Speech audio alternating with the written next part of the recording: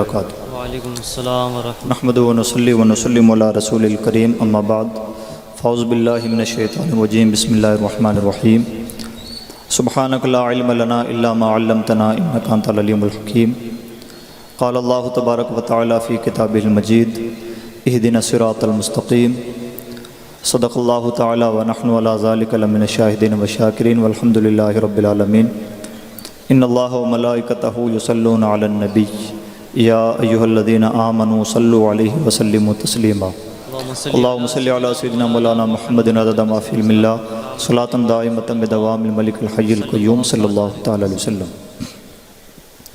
محترم بزرگوں اور دوستو، آج کے ہمارے اس اجلاس کا عنوان ہے تحفظ مسلک اعلیٰ حضرت، یعنی مسلک اعلیٰ حضرت کو یہاں سے تحفظ فراہم کرنے والی باتیں بیان کی جائیں گی، تو ہمیں یہ سمجھنا بھی ضروری ہے کہ مسلک اعلیٰ حضرت کیا ہے۔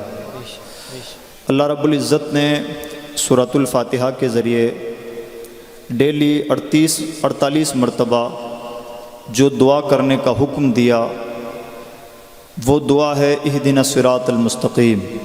اے پروردگار، بندہ اپنے رب سے دعا کرتا ہے، اے پروردگار ہمیں صراط مستقیم پر قائم رکھنا۔ اسی صراط مستقیم کی اپنے زمانے میں الگ الگ تعبیریں ہوتی رہیں۔ آج کے دور میں ہم اسے اپنے ہندوستانی معاشرے میں مسلک اعلیٰ حضرت کہتے ہیں۔ اس تعبیر سے کسی کو اختلاف ہو سکتا ہے، لیکن قرآن پاک کی اس آیت سے اور اس کے واقعی مفہوم سے کسی کو اختلاف نہیں ہو سکتا، اور اگر کسی کو اختلاف ہوتا ہے تو اپنی خیر منائے۔ یہ بہت شارٹ میں بات ہو گئی۔ اب اگر آپ اس کو تفصیلی طور پر سمجھنا چاہیں تو میں سنجیدگی کے ساتھ تھوڑی دیر توجہ چاہوں گا کہ اعلیٰ حضرت کون تھے اور مسلک اعلیٰ حضرت کیا ہے۔ اعلیٰ حضرت امام حمزہ خاں محدث بریلوی اس عظیم ہستی کا نام ہے۔ مجھے مولانا اسلم ربانی صاحب نے بتلایا کہ پروگرام دراصل جشن اعلیٰ حضرت کے طور پر ماہ سفر میں ہونا تھا، لیکن کسی وجہ سے مؤخر ہوتا رہا، اور جو نوشتہ تقدیر تھا آج کی تاریخ مقرر ہوئی، اور آج ہم اور آپ سب حاضر ہیں۔ تو گویا اس پروگرام کو بہت حد تک امام احمد رضا خاں محدث بریلوی سے تعلق ہے۔ اسی بیک گراؤنڈ میں چاہوں گا کہ تھوڑی دیر ہم یہ سمجھنے کی کوشش کریں کہ اعلیٰ حضرت کون تھے، ان کے نام سے مسلک کیوں منسوب ہوا، ان کی کیا خدمات رہیں، اور ہماری ذمہ داریاں کیا بنتی ہیں۔ اب کوئی اپنے آپ کو رضوی کہے نہ کہے، مانے نہ مانے، اور پریکٹیکلی طور پر وہ نسبت رضویت سے متعلق ہو یا نہ ہو، سچ یہ ہے کہ جو بھی اہل سنت ہیں وہ چاہے اس تعبیر کو قبول کریں یا نہ قبول کریں، الحمدللہ سب اہل سنت ہیں، اور ہمیں یہی شیر و شکر کا ماحول بنانا چاہیے، مشربی اختلافات سے بالاتر ہو کر۔ اور آج کے زمانے کے حالات ہم سے شدت کے ساتھ اس بات کا مطالبہ کرتے ہیں کہ ہم اپنے آپ سے مت بھید بھلا کر کے دین و سنیت کے نام پر ایک ہوں، اور اگر اب ایک نہیں ہوتے تو 70 سالوں سے جو بات ہمیں سمجھائی جاتی رہی، اب قدرتی طور پر اس کا انتظام ہو چکا ہے، اور جو بات ہمیں شیریں زبانی سے سمجھ میں نہیں آتی تھی، اس کے سمجھنے کا وقت بہت قریب ہو چکا ہے۔ اعلیٰ حضرت امام حمزہ خاں محدث بریلوی کے زمانے کو آپ سمجھیں۔ اعلیٰ حضرت جس زمانے میں پیدا ہوئے، یہودیوں نے اسلامک ورلڈ کو 3 حصوں میں ڈیوائیڈ کر رکھا تھا، اور بہت گہرائی کے ساتھ اس پولیٹکس کو سمجھ لیں تاکہ سلیقے سے یہ بات سمجھ میں آ جائے کہ اسلام میں فرقہ پرستی کیوں ہے، اور غلط فرقہ کون ہے اور برحق کون ہے۔ جب ہم اسلامک ورلڈ کو دیکھتے ہیں، میپ کو دیکھتے ہیں، تو دنیا 3 حصوں میں ڈیوائیڈ نظر آتی ہے۔ ایک حصہ ہے عرب کا، جس میں آج کے دور میں جغرافیائی طور پر 23 کنٹریز ہیں، اور ایک بیلٹ ہے ہمارے ملکوں کا، جس میں ہمارا ملک بھی ہے، ہمارا پڑوسی ملک بھی ہے، بنگلہ دیش بھی ہے، تبت بھی ہے، نیپال، بھوٹان، یہ بیلٹ ہے۔ اور تھرڈ بیلٹ ہے اسلامک بیلٹ، اسلامک ورلڈ کا بیلٹ، جو بڑا بیلٹ ہے وہ افغانستان کا، خراسان کا جو سرحدی علاقہ ایران کا، اور ایران کا۔ اس ورلڈ پولیٹکس میں ایک گہری بات بنائی، یہودیوں نے یہ سازش کے تحت یہ کام کیا کہ عرب جو گہرے طور پر اللہ کے رسول سے وابستہ تھے، جنہوں نے ڈائریکٹ اللہ کے رسول سے استفادہ کیا تھا، قرآن و حدیث کے اصل منابع سے وہ ڈائریکٹ فیضیاب ہو سکتے تھے، ان کے اندر علم تو پایا جاتا تھا، لیکن زمانے کے ساتھ ساتھ ادب وہ نہ رہا جو اس بیلٹ کا ادب ہے، ہمارے بیلٹ کا۔ آج بھی ہم کعبہ شریف ادھر ہے تو ادھر چہرہ کر کے تھوکتے نہیں، ادھر پاؤں نہیں کرتے، قرآن شریف کو پڑھتے بعد میں اسے بوسہ پہلے دیتے ہیں۔ یہ ادب آپ کو عرب کی کنٹریز میں نظر نہیں آئے گا۔ لیکن المیہ یہ ہے کہ ادب تو رہا، علم نہ رہا۔ تھرڈ بیلٹ ہے خراسان، افغانستان کے سرحدی علاقوں کا اور ایران کا، جہاں پر خلافت بنو عباسیہ کے زمانے سے شیعہ قابض رہے، اور شیعوں کا اسلام ایک حد تک چینجڈ ہے۔ شیعوں کی نماز الگ ہے، شیعوں کی اذانیں الگ ہیں، شیعہ قرآن کو انکمپلیٹ مانتے ہیں، اور شیعہ تمام حدیثوں کو ایکسیپٹ نہیں کرتے، انہی احادیث کو ایکسیپٹ کرتے ہیں جو اہل بیت اطہار سے مروی ہیں۔ تو ان کا اسلام بہت حد تک چینج تھا۔ اس پولیٹکس کو بہت گہرائی سے سمجھنے کی ضرورت ہے۔ اب اس ورلڈ میپ کو اپنی نگاہ میں رکھیے۔ عرب کے لیے ایک فرقہ بنایا گیا جس کا نام ہے وہابیزم۔ وہابیزم میں چینج کچھ نہیں ہے، نہ خدا بدلا ہے، نہ نبی بدلا ہے، نہ قبلہ بدلا ہے، نہ قرآن بدلا ہے، سب کچھ وہی ہے جو اسلام میں تھا۔ ہاں، تشریح بدل دی گئی ہے۔ حدیث میں یہ تھا کہ 3 مسجدوں کی طرف عبادت کی نیت سے سفر کیا جا سکتا ہے، مسجد حرام، مسجد اقصی اور مسجد نبوی، لیکن وہابیزم نے اس کی تشریح یہ کی کہ ان 3 مسجدوں کے علاوہ کسی اور طرف ثواب کی نیت سے سفر کرنا ناجائز ہے، لہٰذا روضہ رسول کی طرف سفر کرنا ناجائز ہے۔ اسی طرح سے شرک و بدعت کی تشریحات بدل دی گئیں، اور آج امت کا ایک بہت بڑا طبقہ کنفیوژن کا شکار ہے کہ میں یہ کام کر رہا ہوں کہیں شرک نہ ہو جائے۔ یہ جو انڈیا پاکستان کا بیلٹ ہے، اس میں علم کم تھا، ادب زیادہ تھا، تو یہاں پر خدا وہی رکھا، قرآن وہی رکھا، قبلہ وہی رکھا، نبی چینج کر دیا غلام احمد قادیانی کی شکل میں۔ اور تیسرا بیلٹ جو تھا ایران، افغانستان اور خراسان کا علاقہ، وہاں نبی بھی بدلا، خدا بھی بدلا، قرآن قبلہ بھی بدلا، اور آسمانی کتاب بھی بدلی، لہٰذا وہاں کے لیے ایک مذہب بنایا گیا جس کا نام ہے بہائی مذہب۔ بہائیوں کا خدا بھی بہا اللہ ہے، نبی بھی بہا اللہ ہے۔ ان کا قبلہ وہ ہے جہاں سے بڑی آسانی سے سمجھ میں آ جاتا ہے کہ پولیٹکس چلتی کہاں سے ہے۔ ان کا قبلہ اسرائیل میں ایک شہر ہے حیفا، وہ ان کا قبلہ ہے، اور بہا اللہ نے کتاب لکھی ہے، وہ ان کی مذہبی کتاب ہے۔ دہلی میں لوٹس ٹیمپل انہی بہائیوں کا ہے۔ ان کا ماننا یہ ہے کہ اسلام 1000 سال کا مذہب تھا، اس سے آگے چلنے کی اسلام میں طاقت نہیں، لہذا اب آگے بہائی مذہب چلے گا۔ اس ورلڈ پولیٹکس کو اپنی نگاہوں کے سامنے رکھیے۔ قادیانیت بہت زیادہ اس لیے پنپ نہیں سکی کہ جس ٹائم انڈیا میں قادیانیت کی بنیاد رکھی گئی، سیم ٹائم ہندوستان کے لوگ انگریزوں کے خلاف کھڑے ہو گئے اور بڑی طاقت کے ساتھ لڑائیاں شروع ہو گئیں، اور پھر یہ لڑائیاں مسلسل چلتی رہیں، اور اس کا انجام یہ ہوا کہ ملک 2 حصوں میں تقسیم ہوا۔ تو اس تقسیم کی وجہ سے، ان لڑائیوں کی گہما گہمی کی وجہ سے قادیانیت اتنی نہ پنپ سکی جتنی وہابیت پنپی، اور وہابیت سب سے زیادہ اس لیے پنپی کہ وہابیت کے لیے ماحول بھی سازگار تھا، اور سیکنڈ چیز یہ کہ وہابیت کی گود میں حرمین شریفین آ گئے تھے، اس لیے انہیں اپنے فکر کو پھیلانے کا موقع مل گیا۔ اس لیے وہابیت سے پوری دنیا آج پریشان ہے، وہابی فکر کی بنیاد پر۔ وہابیت میں بہت سارے شوشے پیدا کیے گئے، یہ موٹے انداز میں ورلڈ پولیٹکس ہے، اور مسلمانوں کے اندر جو فرقہ واریت پیدا کی گئی وہ یہاں سے پیدا کی گئی۔ آپ اس سے پہلے اٹھا کے دیکھیں گے تو مسلمانوں میں فرقہ واریت کی یہ ہوا نظر نہیں آتی۔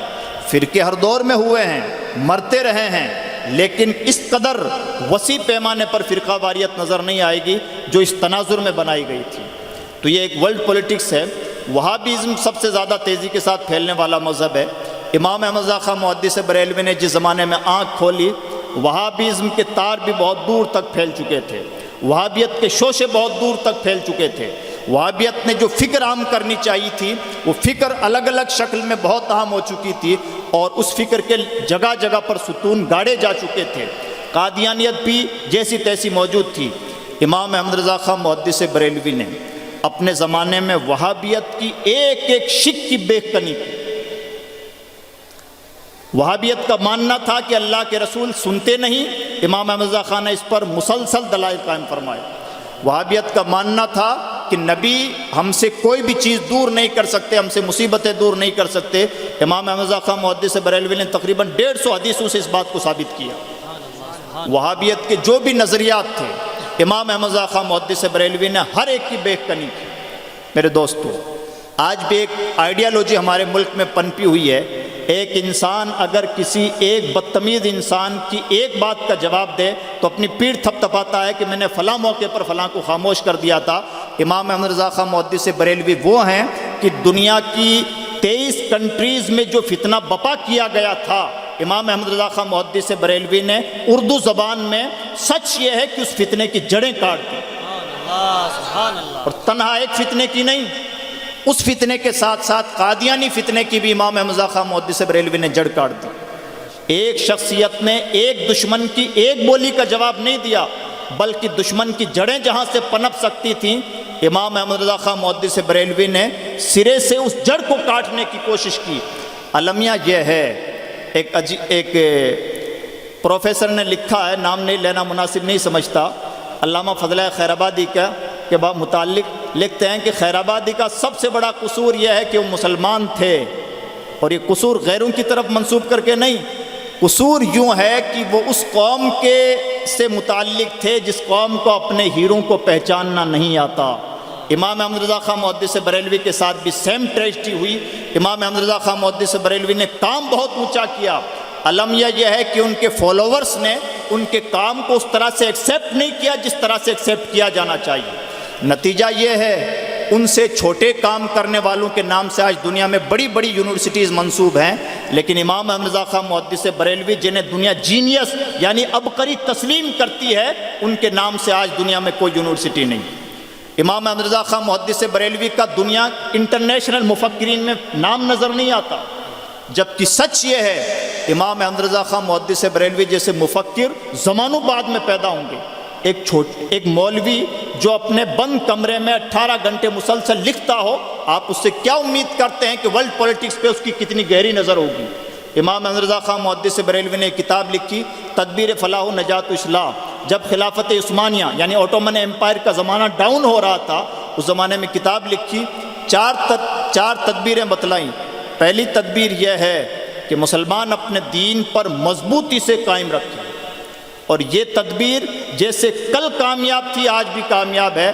المیہ یہ ہے کہ ہمیں باتیں کرنے کی بیماری ہے، لیکن عمل سے ہمارا دور تک تعلق نہیں۔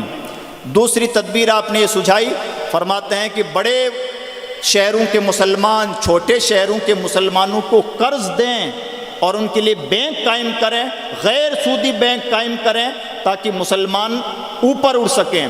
آج نام لینے کی ضرورت نہیں، کچھ کمیونٹیز ہیں جو 7%، 3%، 5% انڈیا میں جن کی پاپولیشن ہے، لیکن اس کے باوجود ان کا کوئی بھی آدمی آپ کو بھیک مانگتا نظر نہیں آئے گا۔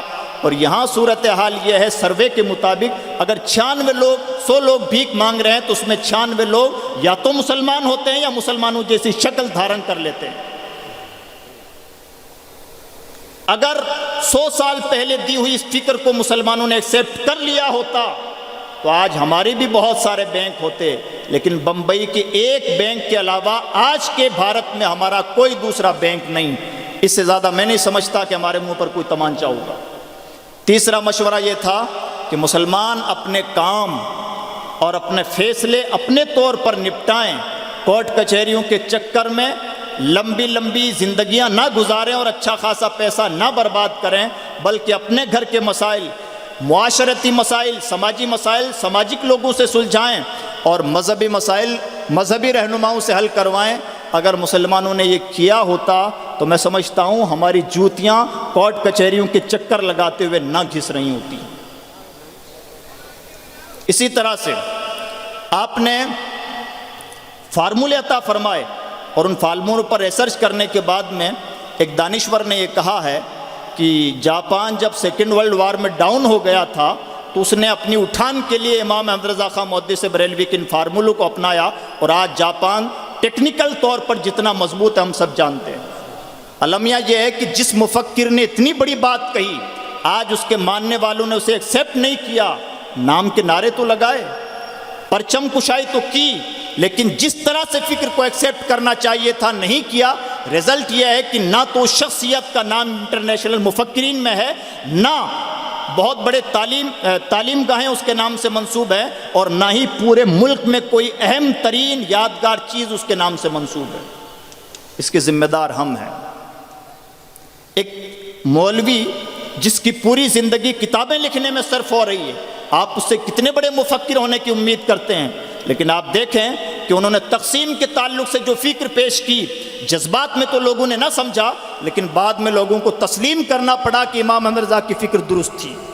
خلافت عثمانیہ کے تعلق سے انہوں نے جو فکر پیش کی، موالات کے تعلق سے انہوں نے جو فکر پیش کی، اپنا لیڈر کیسا ہونا چاہیے اس کے تعلق سے انہوں نے جو فکر پیش کی، جذبات میں لوگوں نے ان کی بات نہ سنی، لیکن آج ایک مورخ غیر جانبدارانہ طور پر یہ فیصلہ کرنے پر مجبور ہوتا ہے، امام احمد رضا خان محدث بریلوی نے جو کہا تھا ٹھیک کہا تھا۔ اسی طرح سے امام احمد رضا خان محدث بریلوی کی ایک بنیادی خوبی ہے اور اتنی عظیم خوبی ہے کہ آج کے ہر قائد کو اس چیز پر، قائد سے میری مراد وہ انسان جو 2 وقت کی نماز پڑھانے، 5 وقت کی نماز پڑھانے سے لے کے بڑے سے بڑے کسی بھی پوسٹ پر ہو، اسے چاہیے کہ امام احمد رضا خان کی محدث بریلوی کی زندگی کے اس پہلو پر ضرور نظر کرے۔ امام احمد رضا خان محدث بریلوی کے ایک شاگرد ہیں علامہ عبدالعلیم صدیقی میٹھی، جنہوں نے تنے تنہا دنیا کے 56 ملکوں کا دورہ کیا اور تقریباً 70,000 لوگوں کو کلمہ پڑھایا۔ سبحان اللہ۔ آپ کے دوسرے شاگرد علامہ قطب الدین برہمچاری، جنہوں نے بھارت کی سرزمین پر غیروں کے اندر تبلیغ کی اور صرف بدایوں کی سرزمین پر 50,000 کی فوج کو ایک بار میں کلمہ پڑھایا۔ سبحان اللہ۔ امام احمد رضا خان محدث بریلوی کے شاگرد اور خلیفہ ایک شخصیت ہیں علامہ صدر الشریعہ امجد علی اعظمی علیہ رحمہ کی، جن کا خود کا اپنے متعلق یہ کہنا ہے کہ میں نے جو کام کیا ہے، اگر میں اورنگزیب عالمگیر کے زمانے میں وہ کام کرتا تو شاید مجھے سونے سے تول دیتے۔ المیہ یہ ہے کہ دنیا نے پہچانا نہیں۔ امام احمد رضا خان محدث بریلوی کی خانقاہ سے تعلیم یافتہ ایک شخصیت صدر الافاضل علامہ سید نعیم الدین مراد آبادی کی ہے۔ جس وقت ہندوستان کی پارلیمنٹ میں قانون پاس ہو رہا تھا، صدر الافاضل چیخ چیخ کے اپنے ماہنامہ سواد اعظم میں جو اداریہ لکھتے تھے، آج بھی جب ہم اداریوں کا مطالعہ کرتے ہیں تو کبھی کبھار دنگ رہ جاتے ہیں کہ اس فقیری کی زندگی گزارنے والے کے پاس کس قدر علم و دانش تھا اور کس قدر دور بینی تھی، کیسی نگاہ بصیرت اور فراست مومنانہ تھی کہ آج جو حالات بیت رہے ہیں انہوں نے اس زمانے میں اس کا سولوشن پیش کیا ہے۔ امام احمد رضا خان محدث بریلوی صرف ایک رائٹر نہیں، وہ شخصیت ساز شخصیت ہے، افراد تعمیر کرنے والی شخصیت ہیں، اور افراد بھی کسی ایک فیلڈ کے لیے نہیں، ایک کو انٹرنیشنل مبلغ بنا رہے ہیں، دوسرے کو اپنے اس ملک کے لیے اسپیشلی مبلغ بنا رہے ہیں، ایک شخصیت کو عظیم ترین فقیہ اور قاضی شرع کے لیے منتخب فرما رہے ہیں، اور ایک شخصیت کے اندر سیاسی تدبر پیدا کر رہے ہیں، اور وہیں اپنے بیٹے محدث مفتی اعظم ہند علامہ مصطفیٰ رضا خان کو اپنا ایسا سچا جانشین بنا رہے ہیں کہ جب تک وہ تھے ہندوستان کا بچہ اہل سنت کا بچہ ان کی قیادت پر متفق تھا۔ ایک عظیم قیادت بھی تیار کر رہے ہیں، انٹرنیشنل مبلغ بھی تیار کر رہے ہیں، نیشنل سطح پر انٹرنلی کام کرنے والا مبلغ بھی وہ تیار کر رہے ہیں، ایک عظیم پولیٹیکل لیڈر بھی تیار کر رہے ہیں، اور ایک عظیم چیف جسٹس آف انڈیا بھی تیار کر رہے ہیں، تنے تنہا امام احمد رضا خان محدث بریلوی۔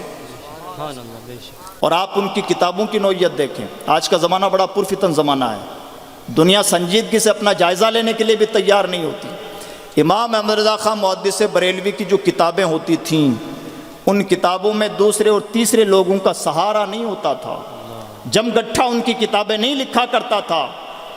ایک شخصیت ہے، سیاہ ستہ پہ ان کا حاشیہ موجود ہے، کنز العمال حدیث کی عظیم کتاب ہے، 18 جلدوں میں محیط ہے، کنز العمال پہ ان کا حاشیہ موجود ہے۔